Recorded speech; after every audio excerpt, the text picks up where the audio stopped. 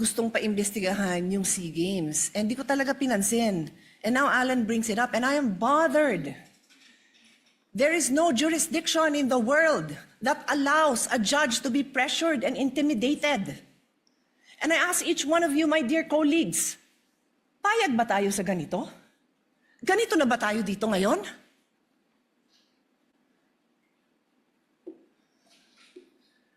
Don't we want a better country for our children?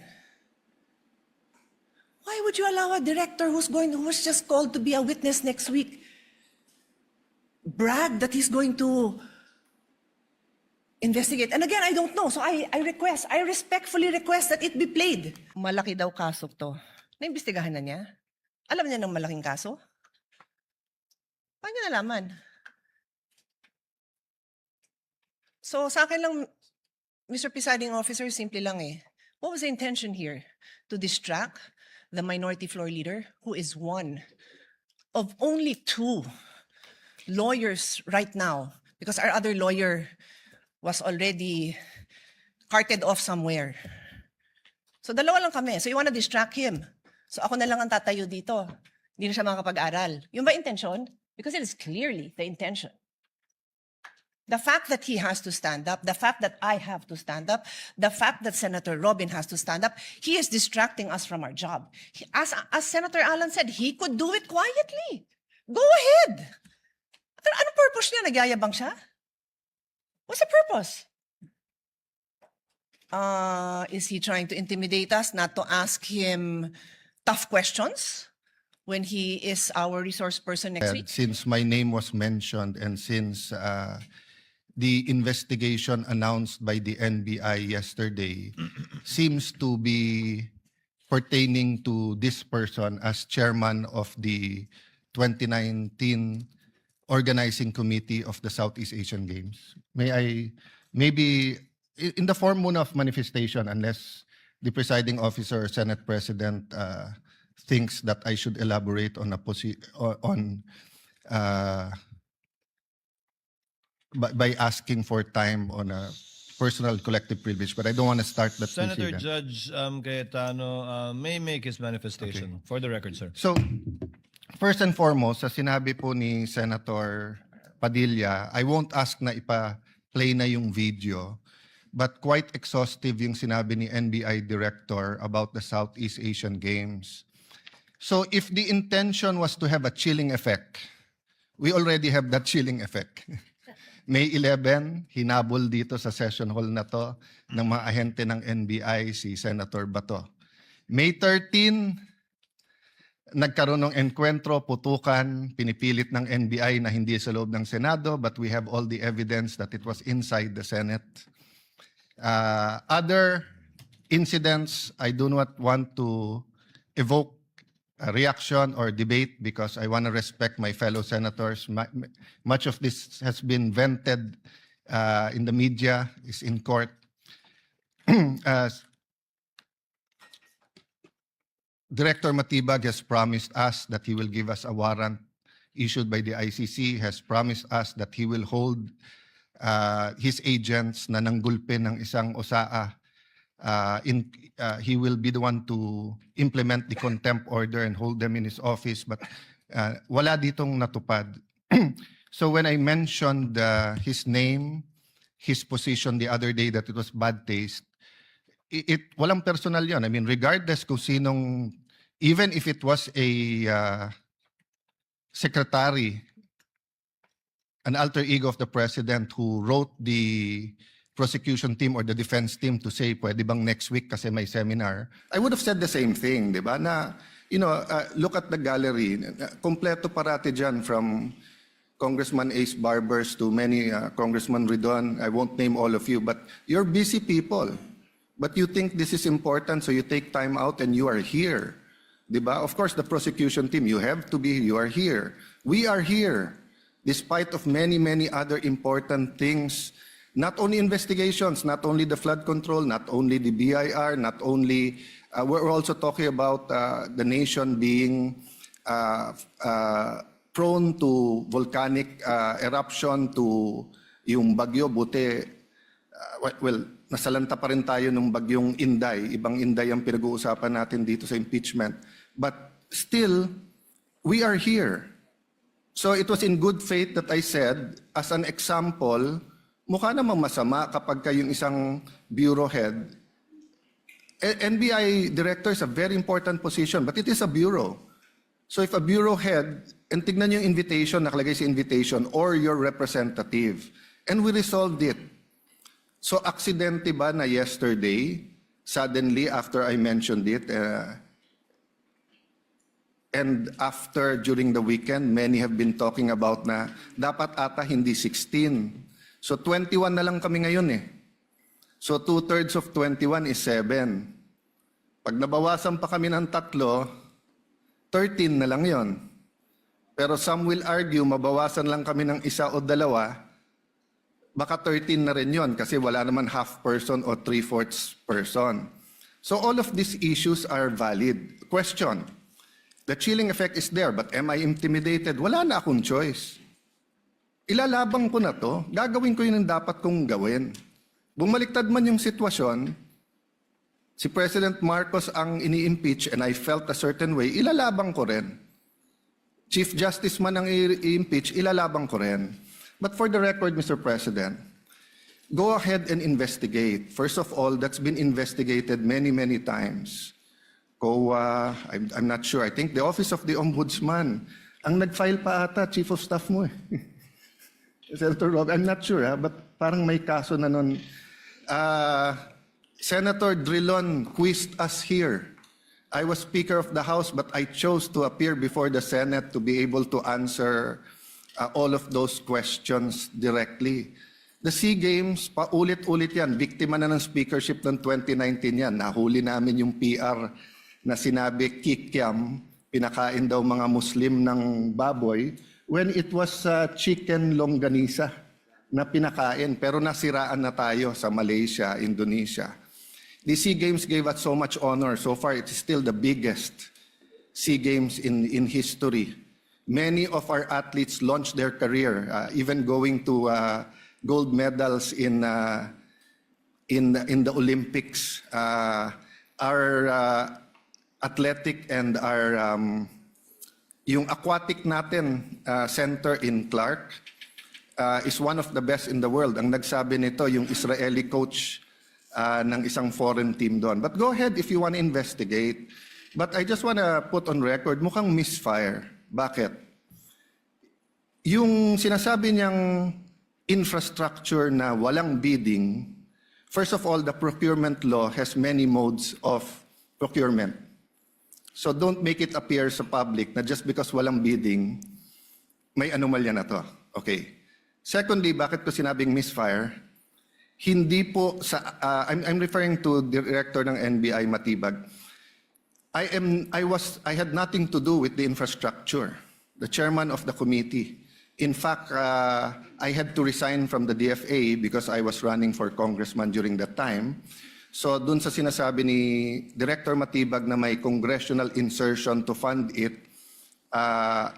it's definitely not me because how could a non-member of the Senate or non-member of the House insert anything? Okay. Dun sa sinasabi niyang infrastructure, it was done by the BCDA. The chairman of the BCDA is one of the closest advisors of the president now. The president of the BCDA is one of the closest advisors and is a secretary now. And he said, medyo kaduda tong kumpanya na nanalo walang bidding. If I'm not mistaken, it's the same company who's making the City Hall of Pasig. Huh? So, I mean, if they want to investigate, go ahead. But by mentioning the organizing committee of the SEA Games, ako po chairman nun. At paninindigan ko po na napakaganda nung nangyari doon. At kung may anomalya, ako unang magagalit. So, go ahead. But my point, Mr. Chairman, honorable members of the court, sa prosecution, to be fair sa prosecution at marami akong kaibigan, I've never felt any intimidation from any of you. I mean, you've continued to be either friends or for those who are former friends but friends. I mean, I don't know if nagkamali lang ako, but on the first day, I nodded ng konti kay Senator De Lima. Gumanon din siya, hindi ko alam kung Acknowledge, because we were friends once upon a time, and this is a court. We owe it to each other to be professional, di ba? So wag tayong pumayag na someone like Director Matibag would do that. My point, Mr. President, Mr. Presiding Officer, he could have not announced it and investigated.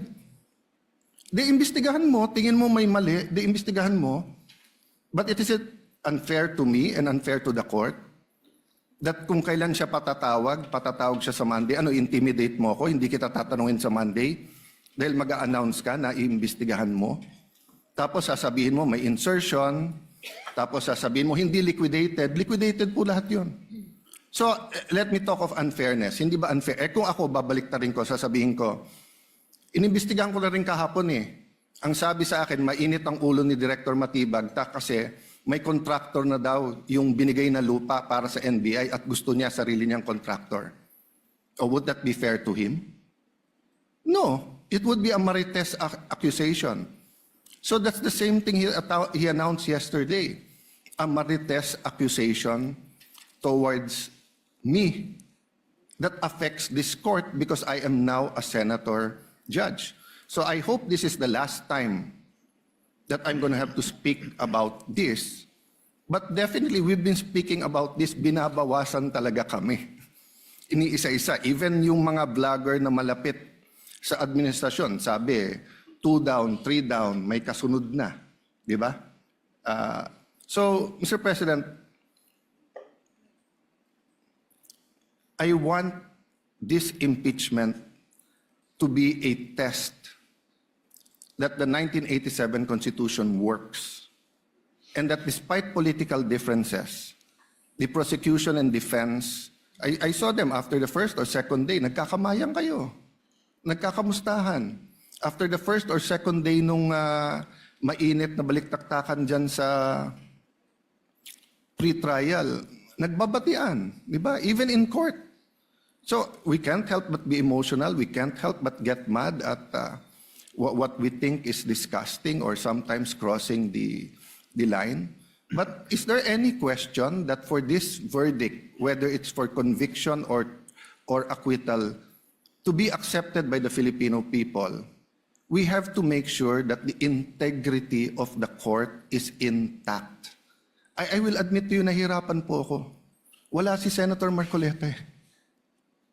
Iilan lang po kaming abogado dito. Si Senator Pangilinan, Senator Cheese, si Aimee is a law graduate, di ba? Pia. Senator Pia, Bam is a second-year law student and I'm encouraging him na tapusin niya. Total review na yung nangyayari ngayon.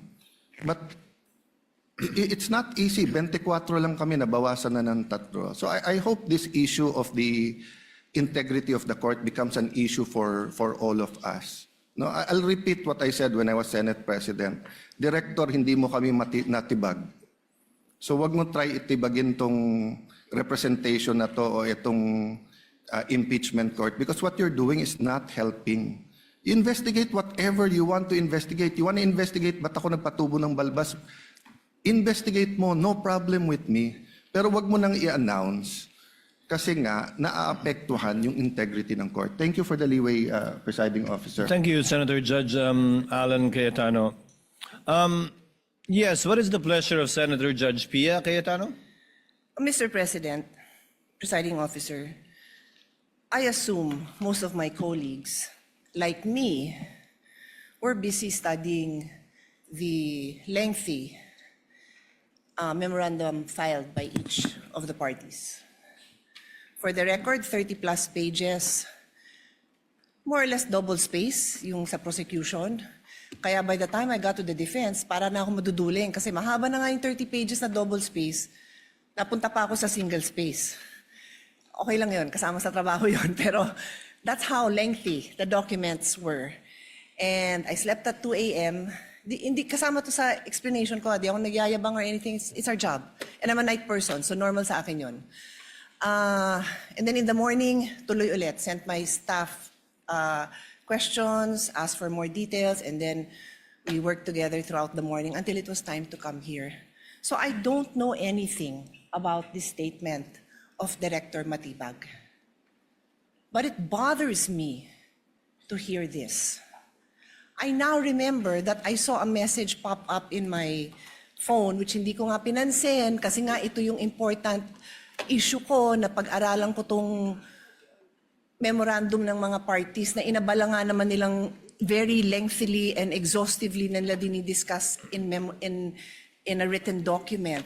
But I recall now na may nag-pop up na message from a coach telling me na gustong paimbestigahan yung SEA Games. And di ko talaga pinansin. And now Alan brings it up and I am bothered. There is no jurisdiction in the world that allows a judge to be pressured and intimidated. And I ask each one of you, my dear colleagues, payag ba tayo sa ganito? Ganito na ba tayo dito ngayon?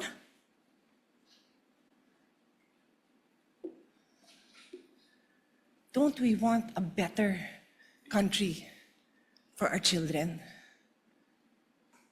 Why would you allow a director who was just called to be a witness next week brag that he's going to investigate? And again, I don't know. So I respectfully request that it be played. Because I want to understand. If I don't have reason to be upset, then thank you, I can focus. I can go back to the business on hand. But right now, I am upset to hear this. And I will stand up for each one of you. I don't care what side you're on. I will stand up for you if somebody tries to intimidate you. So with all due respect, Mr. Presiding Officer, I ask that we play it. I want to see what this witness is doing. Meron kaming mga kaso na bago na dapat namin tingnan. Kung maalala nyo, pumunta kami ng Clark because we were given 70 hectares for the NBI Academy. So magkaroon kami ng relationship sa Clark. Nakita namin yung parang sports complex na ginamit ng SEA Games yung sa Philippine Sea Games Organizing Committee. Well, nakarating sa amin, may titingnan kami rito, kailangan kami investigahan dahil nakarating kami dito, billion pala yung pumasok dito na pera na unliquidated. At merong private company rito na na-involved na binayaran ng 10 billion at ang pagbabayad insertion sa GAA na hindi binayad. So ito, imbestigahan namin. Malaking kaso rin ito. Ay, iba pa yun. Yung sa Caldero na kaso, I think, isa ongoing, pero sisilipin na rin namin. Ito yung tungkol dun sa It's a Malaysian company na sila yung nag-build dito parang sport area na to. Walang bidding. Tapos nabayaran ng mabilisan na 10 billion yung halaga, congressional insertion. So, sisilipin namin to. Katunayan, meron kaming mga kaso na pumasok na bago na dapat namin tingnan. Kung maalala nyo, pumunta kami I think that's it. because we were given I think that's it. 70 hectares for the NBI Academy. So, magkaroon kami na rin. Senator Judge Pia Cayetano is recognized. Rest assured, Mr. Presiding Officer and dear colleagues and parties, I will not belabor this point. I will not stay long. But clearly, from the statements of Director Matibag, malaki daw kaso to. Naimbestigahan na niya? Alam niya ng malaking kaso? Paano niya nalaman? So sa akin lang, Mr. Presiding Officer, simple lang eh. What was the intention here? To distract the minority floor leader, who is one of only two lawyers right now, because our other lawyer was already carted off somewhere. So dalawa lang kami. So you want to distract him. So ako na lang ang tatayo dito. Hindi na siya makakapag-aral. Yung ba intention? Because it is clearly the intention.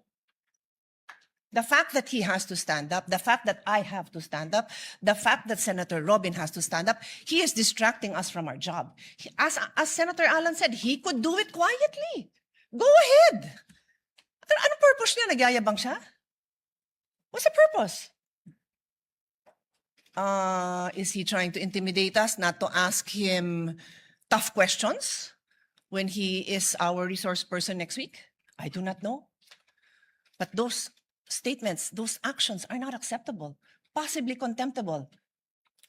So I ask the presiding officer, and you, my dear colleagues, let's think about this clearly. I will stop now. As Senator Pangilinan said, we can take this up on Monday. Salamat na pinagbigyan niyo ako na mapanood natin at pag-isipan natin. Na gano'n na lang, pag may pinatawag tayo sa witness stand, abangan natin na magpe-press con na kung ano-ano pagsasabi tungkol sa atin. I didn't have enough time to research. But clearly, I know that there's jurisprudence that does not allow a judge to be intimidated. And if hindi pa nanakot yun, then I don't know what is. Kung hindi pa ninindak yun, then I don't know what is. Hindi tayo sensitive. Sanay tayo dito. Pero alam din natin kung pinapatamaan tayo, di ba? Alam natin yun. Hindi tayo tanga. O so paano? Sabihin ko ngayon sa kanya, manda ka sa akin ngayon pagdating mo. Ganun ba? Gaganti na lang ako. Hindi ako ganun. Kilala niyo ako. For how many years ako tumayo dito? Hindi ako nanggaganti. Hindi ako mababaw. Pero I'm asking you, dear colleagues, wag tayong papayag. The Filipino people deserve better. We deserve better. Thank you. Thank you, Senator Judge Pia. What is the pleasure of Senator Judge Alan Cayetano? Yes, I didn't know we were going to play it, but just for the record, there's no issue with the Qualdron because it was paid by the private sector. There was no public money used, and it was designed by the firm of a national artist. So much so that that same firm, I don't know when we started to hire them, whether it was the time of Senator Lacson as the Committee of Accounts for the new Senate building or the time of Senator Nancy. But until now, there's engagement. So it's so easy to find out. No? But can I shift to the topic at hand? Just one manifestation for the whole Senate regarding the oral arguments. We have not yet called the journal and called the court. Yes. So called at the case. proper time, I just want to. Yes, you may do so at the proper time. Proceeding now, if there are no objections, the presiding officer will dispense with the reading of the July 14, 2026 Journal of the Senate sitting as an impeachment court and shall consider the same as approved. Clerk of court will please call the matter before the impeachment court. Case number 004-2026 in the matter of impeachment trial of Vice President Cyrus Zimmerman Duterte. Appearances for the parties.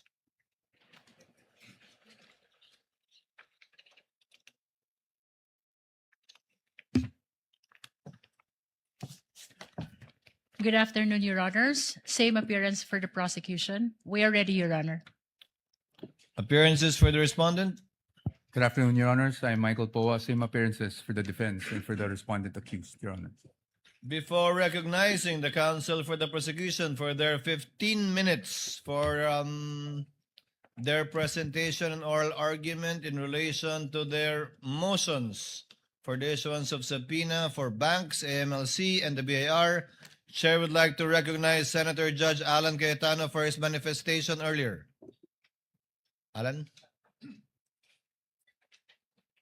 The Senator Judge intimated earlier that he had a manifestation before we proceeded. Yes, this is really to be fair to the prosecution and of course to the defense and to each one of us. So yesterday I asked whether or not mag-oral arguments today, and then I'd like to thank the Senate President and of course the presiding officer and all our colleagues, no, Senator Soto, although magkatabi kami, hindi kami magkatabi, but I saw him agreeing that we should have a caucus and discuss this. Hinimay ko lang very preliminarily, ha. If we're going to look at issues, for example, relevancy lang, you have about the banks, you have AMLA, AMLC, you have BIR. Then for each one of them, so for example, for the banks and AMLC, you have peso accounts and dollar accounts. Then for each one of them, you have the accounts of Vice President Sara, but also of the spouse, and then possibly of the companies, same sa BIR. So, although I do believe that we have exclusive jurisdiction, sometimes the Supreme Court have defined certain parameters that we either have crossed or not. So if we're going to vote, one vote, whether or not to allow these subpoenas, it would be unfair to everyone. For example, me, I cannot vote unless I see na walang problema sa lahat. Then no problem, let's vote. Pwede. Pero kung sabihin kong walang problema sa banks at AMLA, may problema sa BIR. Walang problema sa BIR pero sa spouse meron. So we're going to have a caucus. And I'm sure we're going to have a good discussion on that. But just two things. Number one, can we give, of course, we'll follow the time today. But if any of the two, the prosecution or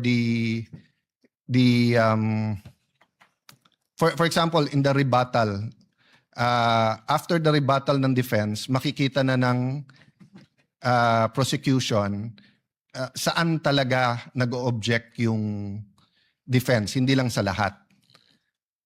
If we can give them a little bit more time, kasi nga, mahabang discussion to. Having said that, I'm more than okay if we have to have an extra day next week.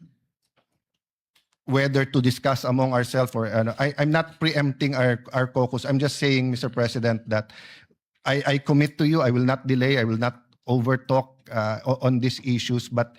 And I don't think controversial each and every one of this yung request for subpoena dito. But there may be one or two, and I don't think it would be good for us to lump it in one issue if there are different legal issues. The law. There are similarities in the law, but there's a different law governing AMLA. There's a different law for the bank secrecy. There's a different law for BIR. So thank you, Mr.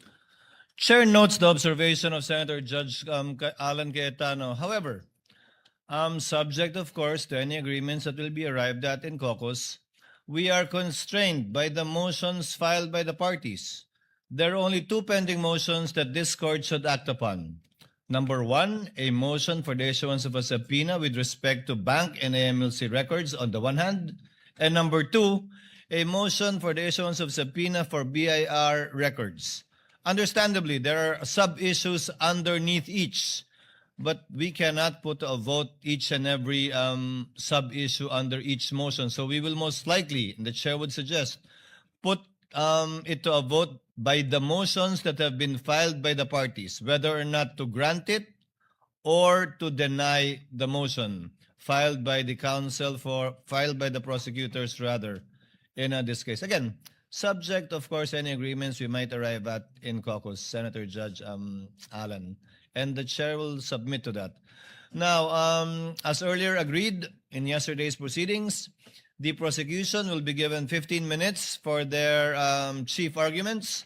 Likewise, the respondent will be given 15 minutes.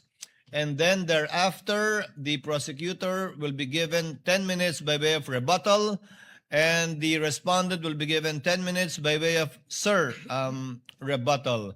May I ask who among the prosecutors or counsel for prosecutors will argue the motion for the issuance of the subpoenas for the banks, AMLC, and BIR? Your Honors, the prosecution will be represented by the Honorable Representative Chel Jokno for the purpose of this oral argument. Nonetheless, Your Honor, we have some manifestation to make for the prosecution. The lead prosecutor may proceed. This is pertaining to the matter on hand. This pertains, Your Honor, to the remaining witnesses for Article 4 threat. Can we discuss that later before we adjourn, lead prosecutor? We submit, Your Honor. Thank you. On the part of the respondent, The part of Who the will argue? respondent, Your Honor, I will be the one arguing today. for the record, kindly state your full name, Attorney Poa. My name is Michael Wesley T. Poa, Your Honor. Thank you. Your Honor, we're requesting that Congressman Chel Jokno be recognized. For the prosecutors, the Honorable Representative from the party list Akbayan, Chel Jokno, is recognized for his oral arguments on the motions, twin motions that they filed. You are recognized, sir, and you may proceed when you're ready. You have 15 minutes. Thank you, Your Honor. Good afternoon, everyone, to the members of this honorable court. May it please the court. Simple lang po ang isyong kinakaharap natin ngayong hapon na ito. Pero napakabigat. Bubuksan ba natin ang pinto ng katotohanan o haharangin ito?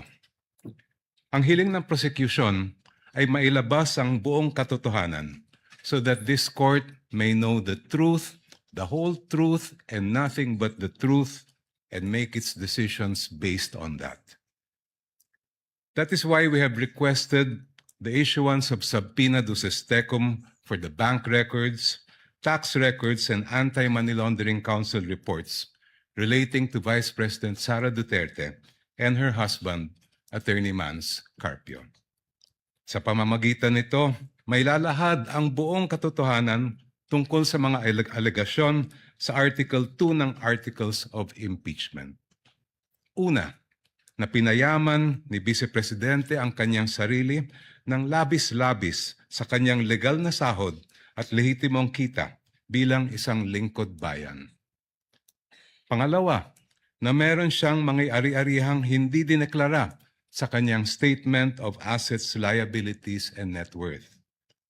At pangatlo, na habang siya ay nanunungkulan bilang Vice Presidente, nakibahagi siya sa negosyo, directly or indirectly, kahit ipinagbabawal ito ng ating konstitusyon. Sasabihin marahil ng depensa na walang kapangyarihan ang hukumang ito na busisiin ng mga bank records, tax records at AMLA reports ni VP Sara. With all due respect, that argument is not only legally flawed, it is an affront to the authority of this honorable court. Kung tatanggapin po natin ang argumentong ito, hahayaan natin maliitin at insultuhin ang hukumang ito. The Constitution, Your Honors, please, vests this impeachment court with extraordinary powers. Tanging ang hukumang ito lamang ang may kapangyarihang magpasya kung ang mga pinakamataas na pinuno ng ating bansa ay karapat-dapat pa rin manungkulan.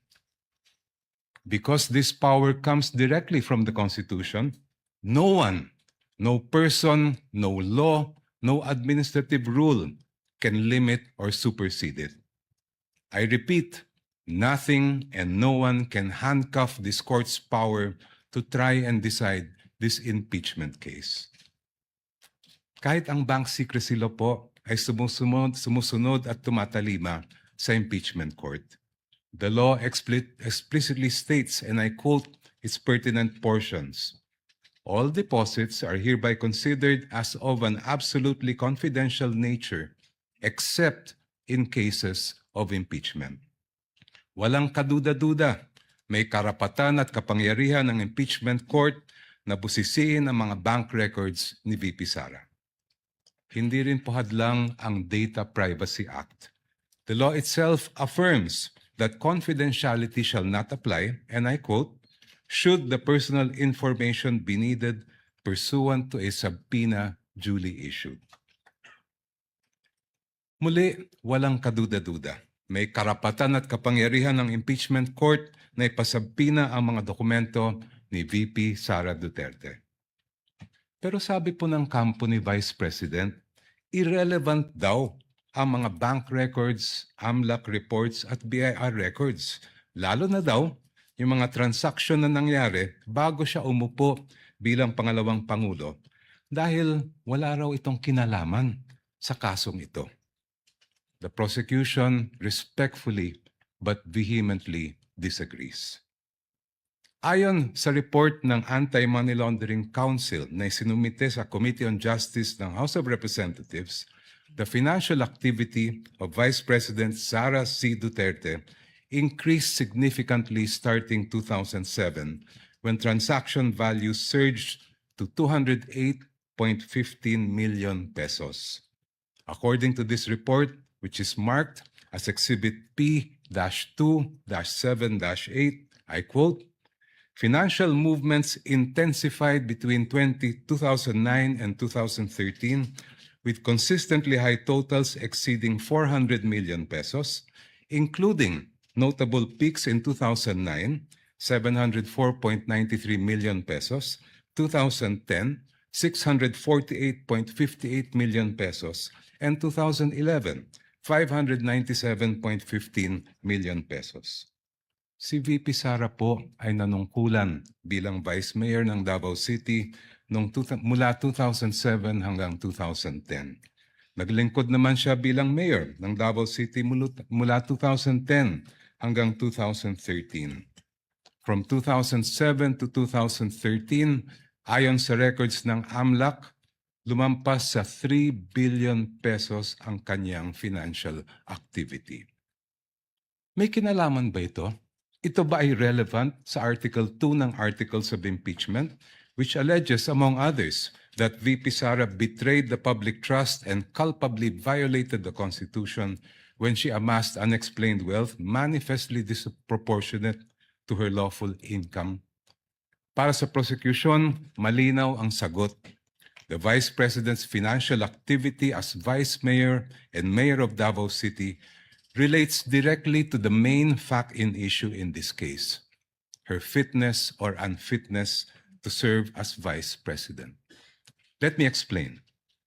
The framers of the 1987 Constitution added betrayal of public trust as a ground for impeachment, and I quote, to include all acts which render the officer unfit to continue in office. For this honorable court to determine whether VP Sara Duterte is unfit to continue in office, it must have a clear picture of the respondent as a public servant.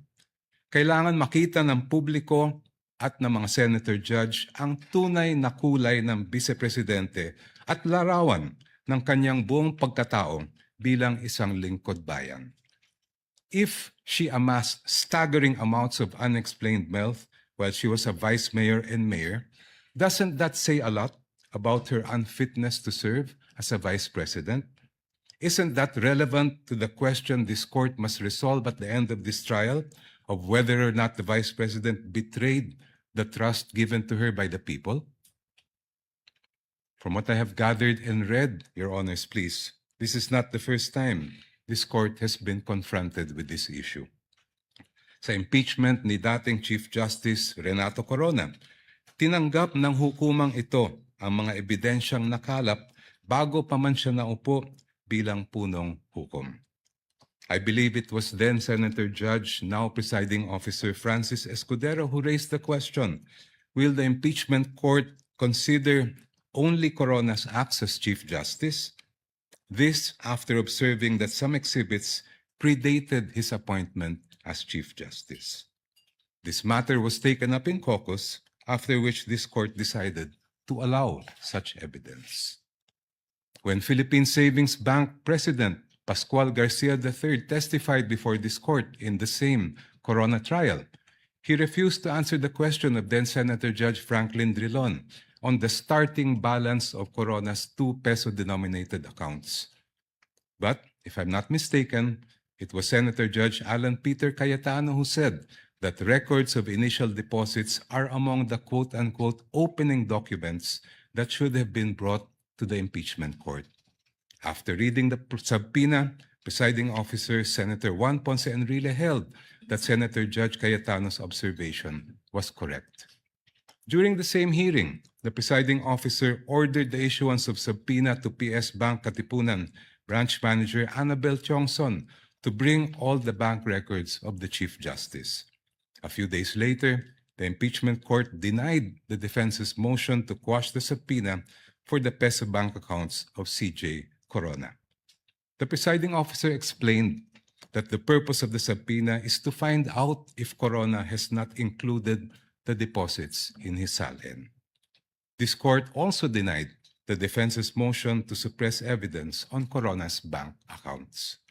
Sa huli, binusisi ng hukumang ito ang bank records ni Chief Justice Corona mula sa kanyang unang balanse bago pa man siya naging punong mahistrado. The panel of prosecutors respectfully submits that the subpoenas for the production of the bank records, AMLA documents, and BIR documents of the Vice President and her husband are proper and should be issued by this honorable court. Now allow me, Your Honors, to return to my first point. There is a deeper reason why this court must resist the attempts of the respondent to exclude evidence that is obviously relevant. It has to do with curtailing the power of this court. The Constitution gives this honorable court, and I quote, the sole power to try and decide impeachment cases. Kayo lang po, Your Honors, ang may kapangyarihang magpasya kung ano ang impeachable offense at kung anong ebidensya ang maaaring tanggapin para patunayan ito. Kinilala ito mismo ng Korte Suprema. In the case of Francisco versus House of Representatives, the Supreme Court declared, and I quote, "A determination of what constitutes an impeachable offense is a purely political question which the Constitution has left to the sound discretion of the legislature. Such an intent is clear from the deliberations of the Constitutional Commission." Inulit po ito ng Supreme Court sa kasong Gutierrez versus House of Representatives, where the Supreme Court declared, and I quote, "Francisco instructs that this issue would require the court to make a determination of what constitutes an impeachable offense. Such a determination is purely a political question which this Constitution has left to the sound discretion of the legislature. Clearly, the issue calls upon this court to decide a non-justiciable political question which is beyond the scope of its judicial power. Since this impeachment court has the sole power to determine what constitutes an impeachable offense, no one, not the Supreme Court, much less the defense, can impose limitations on that power. No one can dictate to this court how to exercise the exclusive power to decide what constitutes an impeachable offense. In closing, Your Honors, I go back to the most fundamental provision in our Constitution on the accountability of public officers, Article 11, Section 1, which provides, and I quote, "Public office is a public trust. Public officers and employees must at all times be accountable to the people." Ibig sabihin po, sa proseso ng impeachment, ang pananagutan sa taong bayan ang pinakamahalaga sa lahat. Kaya naman po, ang hiling namin sa Korte, gamitin ang inyong natatanging kapangyarihan at karapatan na busisiin ang bank records, tax records at AMLA reports kaugnay ni VP Sara at ng kanyang asawa. Sa ganitong paraan, Your Honors, madedesisyonan ninyo ang kaso base sa buong katotohanan. The truth, the whole truth, and nothing but the truth para sa interes at kapakanan ng sambayanang Pilipino. Before I close, if Your Honors, please, if I have whatever time I have left, may I request that it be credited to my rebuttal. Maraming salamat po. We will try to do that, Your Honor. You have 1 minute and 39 seconds. And if at all we do so, we shall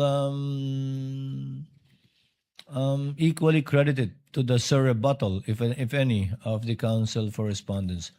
Thank you, Your Honor. Attorney Powa, if you're ready, you may proceed with your oral arguments on the twin motions filed by the prosecutors. You may proceed, sir, when you're ready. Thank you, Your Honor. You have 15 minutes. Mr. Presiding Officer, Honorable Senator Judges, magandang hapon po sa inyong lahat. The issue before the impeachment court today is not whether you possess the power to issue a subpoena. The real issue is whether such power may be exercised in a manner that disregards due process and compels the production of documents and information beyond what is allowed by law. Your Honors, jurisprudence provides that for a subpoena to be valid, it must comply with twin requirements of 1, definiteness, and 2, relevance. Ibig sabihin po nun, dapat particularly describe po ang nasasaklaw ng subpoena at dapat may direktang kaugnayan sa ginagawang paglilitis. Your Honors, when a subpoena becomes oppressive, when it is unreasonable, and when it is merely issued for the very purpose that there is a hope that somewhere, somehow, something incriminating will come out, it ceases to be an instrument of justice. It becomes a weapon of a fishing expedition. And that is exactly what confronts this very court today. And that is why the defense has taken the position that the prosecution's requests must be denied. Allow me to explain, and let me begin with constitutional points. Our first point, Your Honors, due process. Impeachment is primarily a legal and constitutional procedure with political characteristics. It is sui generis, but it is not a purely political proceeding. Ibig sabihin po nun, the Bill of Rights, especially the due process clause, applies in all stages of the impeachment process. Your Honors, those are not my words. Those are the words of the Supreme Court in Duterte versus House of Representatives. And that is the law of the land. When we speak of due process, we offer a simple proposition that evidence must be present to support each and every accusation. Pero hindi po yon yung nangyari dito. Balikan po natin kung saan nagsimula itong proceeding na ito. I have here with me, Your Honors, copies of the Saballa and Cabrera complaints, both filed before the House of Representatives. Both accused the Vice President of allegedly amassing unexplained wealth, both with voluminous attachments, yet not one attached a document to support that accusation. Not a single financial transaction record, not even a single SALN. In fact, it was only after these complaints were filed, and more significantly, only after the respondent had filed her answer before the Committee on Justice, that committee started searching for evidence to somehow support these accusations through, again, the issuance of subpoenas. Your Honors, we objected then, and we are still objecting now, because with all due respect, the position of the defense is that is the very definition of a fishing expedition. Your Honors, in our legal system, it is not permitted to accuse now and then just look for proof later on. That is not how due process works. Hindi po dapat natin pinapayagan yan. Moving on to my second point, Your Honors, let's talk about relevance. It is our position that the requests of the prosecution are in fact fatally overbroad. Bakit po fatally overbroad? An impeachable offense is an act or omission committed while the public official is occupying an impeachable office, not before being elected or appointed to such position. Again, Your Honors, those are not my words. Those are the words of the Supreme Court in Duterte versus the House of Representatives. That is controlling, and that is the law of the land. Yet here, Your Honor, today, the prosecution is requesting for documents spanning almost 2 decades, almost 20 years, dating as far back as 2007. Your Honors, it is a fact na noong 2007, ang respondent ay vice mayor pa lamang. Definitely not an impeachable office, Your Honors. How is that relevant? It is the position of the defense that it is not. In fact, what that is an unlimited search throughout a person's financial history. That should not be allowed. Your Honors, if a subpoena is not narrowly tailored, it is oppressive. For these reasons alone, we are of the position that the request should already be dismissed. Nonetheless, if the impeachment court were to extend its utmost liberality, which the prosecution have asked for in their memorandum, we'd like to point out, Your Honors, that Congress itself, the Senate and the House of Representatives, enacted laws that specifically prohibit the disclosure of these information that the prosecution is asking for now. Let us go through them one by one. Let's start with RA 9160 as amended by RA 11521, which is the Anti-Money Laundering Act. Your Honors, the prosecution is asking for covered transaction reports, suspicious transaction reports, financial intelligence reports, again, spanning almost 2 decades. However, it is clear under Section 8A, which we are flashing on the screen right now, na bawal po yun. Disclosure is prohibited under this provision, Your Honors. It is in black and white. Meron po bang exception? Wala po. Impeachment is not an exception.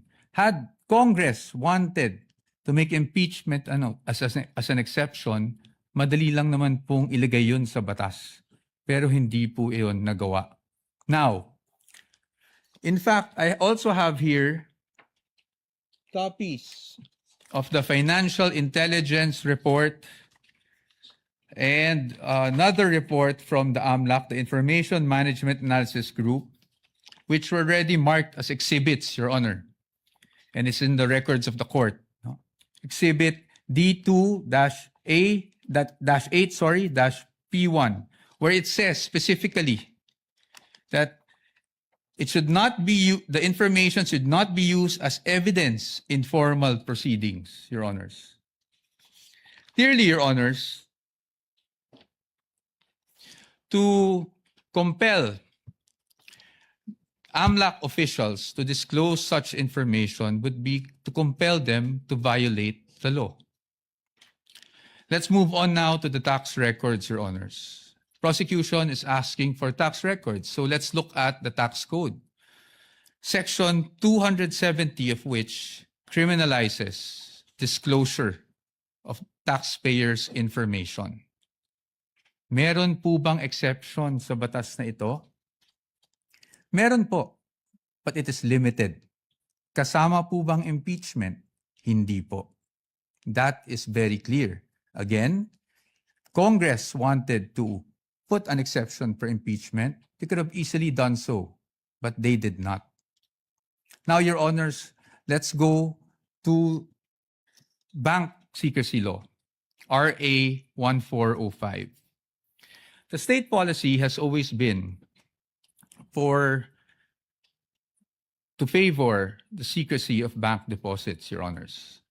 Dito, while we recognize that impeachment is in fact an exception, Your Honors, we submit that this exception is not automatic.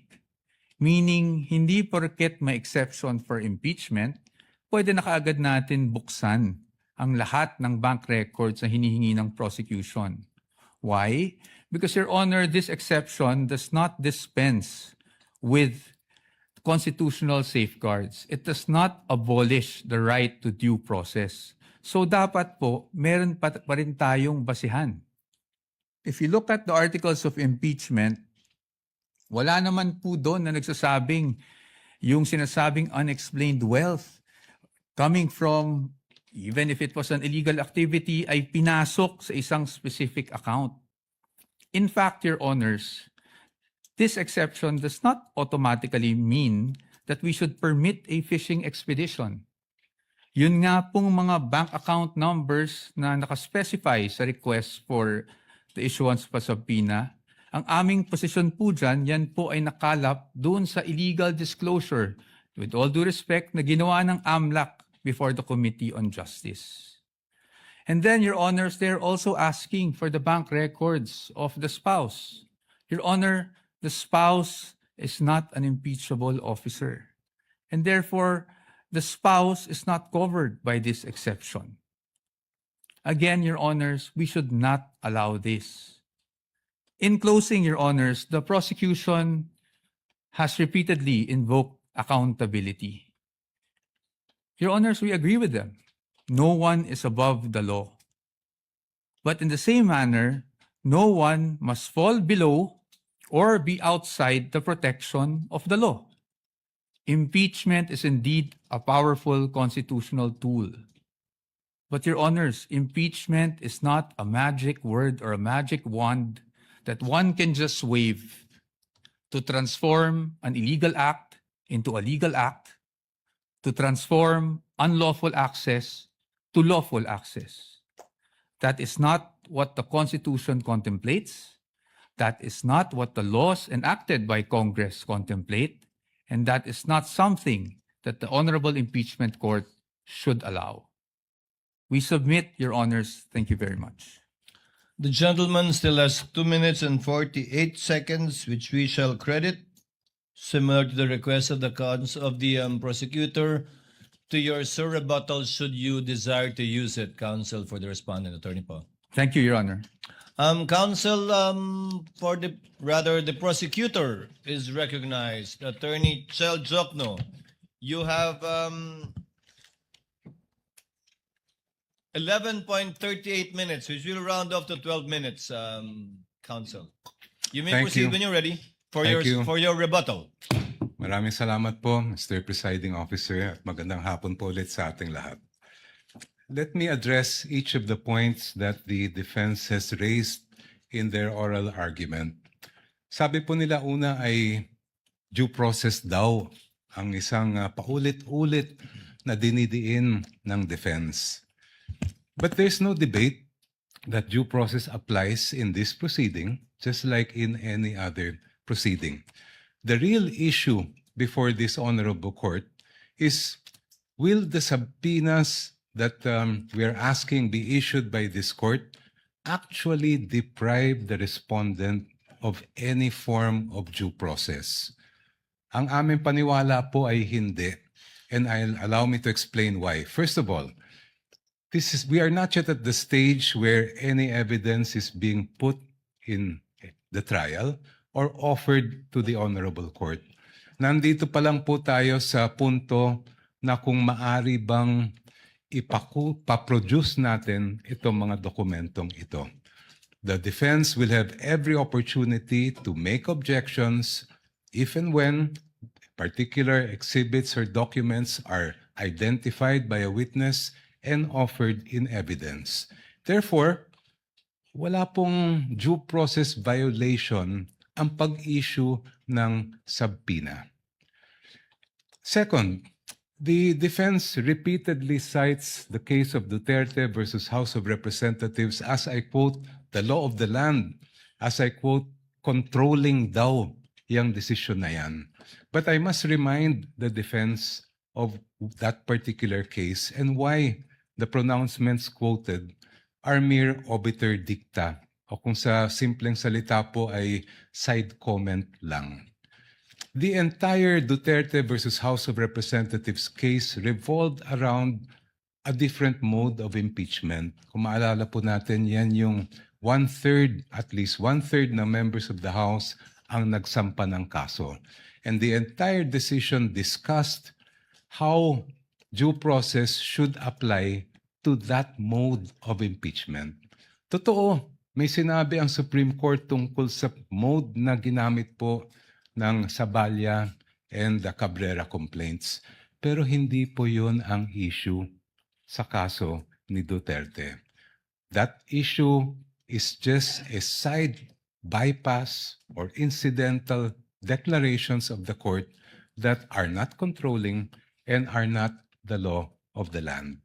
And if you look mismo at the decision of the court, they expressly said, we are speaking of due process in relation to how these proceedings reached the Senate as an impeachment court, not this kind of procedure.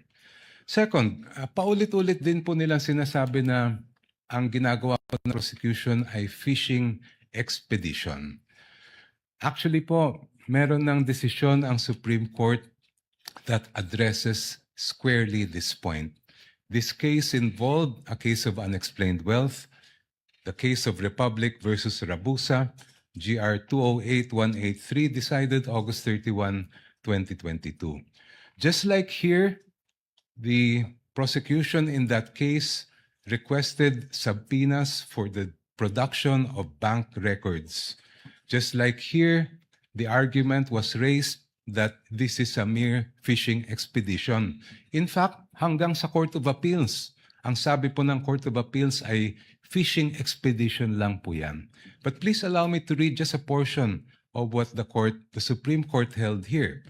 I quote, "The Court of Appeals resolved that the bank accounts of Rabusa et al. Were protected under Republic Act 1405, that is the Bank Secrecy Law.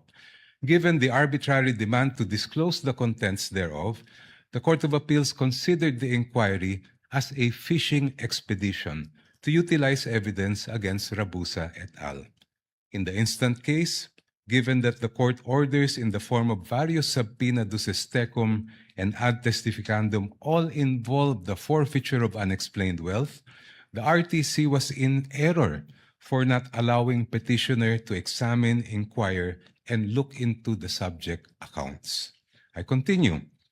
"As the present proceedings on unexplained wealth are now encompassed within the exceptions of Republic Act 1405, the court orders subject of this case clearly fall within the orders that would enable the examination of the respondent's bank accounts as contemplated in the first exception. Thus, it comes clear that this court cannot sustain the RTC's and Court of Appeals theory that there was no court order authorizing the examination of the bank accounts.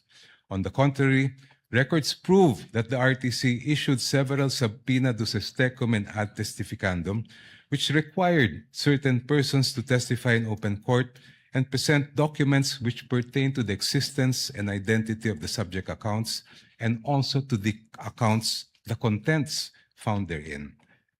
I just move forward. Given the existence and propriety of the subpoenas, the evidence procured through the same should have been duly considered by the lower courts. This court cannot agree with the Court of Appeals' supposition that the examination of the respondents' bank accounts was but a mere fishing expedition to pin liability on them. Next, the defense repeatedly cites a number of laws to claim that the requested information and documents that we are asking from this court for the issuance of subpoena are confidential. Sabi po nila, confidential daw ito sa ilalim ng Republic Act 1405. Sabi po nila, confidential daw ito sa ilalim ng Anti-Money Laundering Act, pati ang National Internal Revenue Code, pati ang Data Privacy Act ay confidential din. Pero kung titingnan po natin, klaro po at malinaw po sa amin ang batas at ang utos ng saligang batas sa impeachment court na ito. You have the sole exclusive power to determine an impeachable offense, and that includes the power to find out, ferret the entire truth, and make your decision on that basis. I will not dwell on the exception to Republic Act 1405. That's very clear. There's an exception for impeachment. Pero paano naman po yung sinasabi nilang Section 8A ng Anti-Money Laundering Law? If you read that law, particularly that provision, it clearly refers to prohibiting leaks by members of the Anti-Money Laundering Council. It never was intended to short-circuit the impeachment process or limit the powers of this honorable court to find out the truth. Ganon din po ang nakalagay sa ating National Internal Revenue Code. Sabi po ng defense, there's nothing that allows these documents to be made public. I cite Section 71, NIRC. After the assessment shall have been made, I'll just move forward. The returns, together with any corrections, shall be filed in the office of the commissioner, and I quote, and shall constitute public records and be open to inspection as such upon the order of the president. And in fact, during the Corona impeachment trial, the president at that time did order, and that is why this court admitted the BIR documents. Your Honors, madaling sabihin na confidential ang ilang impormasyon at dokumento. Madaling magturo ng batas. Pero ang hinahanap po ng impeachment court, ngayon at sa mga susunod na araw, linggo at buwan ay ang katotohanan at ang layunin ay makamit ang pananagutan. Confidentiality, Your Honor, should not be the prevailing principle in this proceeding. Hindi po confidential ang katotohanan. Maraming salamat po. Thank you, Representative, the Honorable Chel Jokno. Attorney Poe, counsel for respondent, is recognized for his rebuttal. Sir, you have 13 minutes. Thank you, sir. I will not take up the entire time to expedite matters. Your Honors, I respect, of course, the arguments put forth by the distinguished opposing counsel.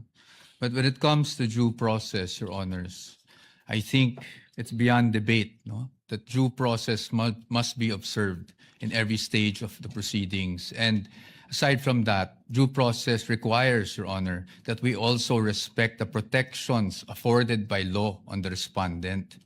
Your Honors, ang sabi po ng ating distinguished opposing counsels, obiter lang daw po yung sinabi ng Supreme Court. But Your Honors, nung sinabi ng Supreme Court sa Duterte versus House of Representatives na ang impeachable offense is an act or omission that is committed by a public officer while occupying an impeachable office, hindi naman po siguro pwede doon lang sa yung one-third mode gamitin yung ganong definition, pero pagdating po sa ibang mode ay hindi na po applicable yung ganong definition. Your Honors, in fact, in that decision, which I failed to mention earlier, sinabi rin po that the acts or omissions must be done in relation to the office. Kasi yun nga po ang purpose ng impeachment. Next, Your Honors, yung sinasabi na dapat kahit na may mga prohibition sa batas, pwede pa rin nating masapina para ma-examine. Your Honors, it is the wisdom of Congress kaya po may ganong mga prohibitions against disclosure under the law. Kung papayagan po natin that a court process, even an impeachment court, can issue a subpoena to thwart those provisions, it's as if, Your Honor, we are doing judicial legislation here because a judicial issuance can easily repeal for the time being that provision, or at least suspend, Your Honor. Maybe not repeal. Properly, the proper word might be suspend that provision of law. I've never heard about that, Your Honors. And then, lastly, Your Honors, parati nating sinasabi rin, no? Two points. Yung nabanggit na Section 71. I agree po under the tax code that Section 71 provides that if the President orders, then nawawala na po yung confidentiality. However, Your Honors, even given that there's an order from the President, I think we should still think about the relevance. Para saan ba ine-examine yung mga dokumento? Hindi ba para sa impeachment proceeding? Hindi po namin sinasabi na kung sakaling nagkamali man ang Vice Presidente, kung sakaling may paglabag man sa batas ang Vice Presidente noon, ay hindi na pwedeng maparusahan. Marami naman pong paraan. You can file cases against the Vice President for those infractions, preterm infractions. Pero pag impeachment po ang pinag-uusapan, we are limited to what impeachable offenses are. And again, the Supreme Court is clear about that. Your Honors, there's also a repeated citation of the Corona case. But we would just like to point out that the Corona case was tried, decided upon way before Duterte versus HOR. And Your Honors, since it was decided before Duterte versus HOR, the Supreme Court was fully cognizant of what happened in the Corona trial. And yet, Your Honors, they imposed these guidelines. In fact, the line itself in the Duterte versus HOR is we clarify, I quote, we clarify the constitutional requirements of impeachment. At kasama doon yung nabanggit namin kanina on what constitutes an impeachable offense. And that is very clear. Marahil, sinasabi natin na yon ay isang obiter, pero Your Honors, paano po magiging obiter yon? Kung yun mismo ang itinakbo ng desisyon. The fact that the one-year bar was triggered was only the effect of not abiding by the due process clause of the Constitution. And lastly, again, Your Honors, we do not disagree with the prosecution in terms of accountability. Again, no one is above the law, but no one should also be deprived of the protection given by law, Your Honors. Thank you.